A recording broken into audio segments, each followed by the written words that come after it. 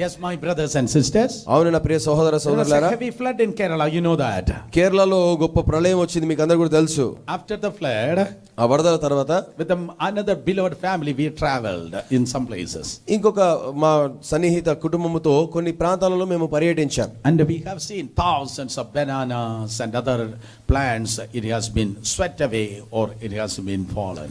మేము పర్యటిస్తున్నటువంటి ఆ ప్రాంతాల్లో మేము చూసింది ఏంటంటే చాలా కాయగూరలు కావచ్చు, పండ్లు, ఫలాలు అవన్నీ కూడా ఆ వరదలో కొట్టుకొని పోయాయి. But there are some big trees. కానీ కొన్ని పెద్ద పెద్ద చెట్లు ఉన్నాయి. Oh, still it is standing there. ఆ చెట్లు మాత్రం ఇంకా నిలిచే ఉన్నాయి. And they said, వాళ్ళు అన్నారు, it is deeply rooted. ఈ చెట్టు ఎందుకు నిలబడిందంటే దాని వేరు లోతుగా పారింది.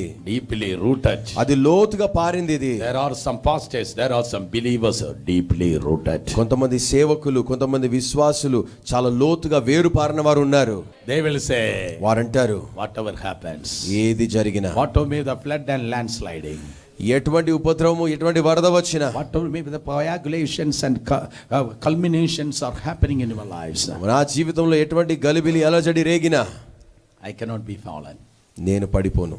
Who can separate me from the love of Christ? క్రీస్తు ప్రేమ నుండి నన్ను ఎడబాపు వారెవరు?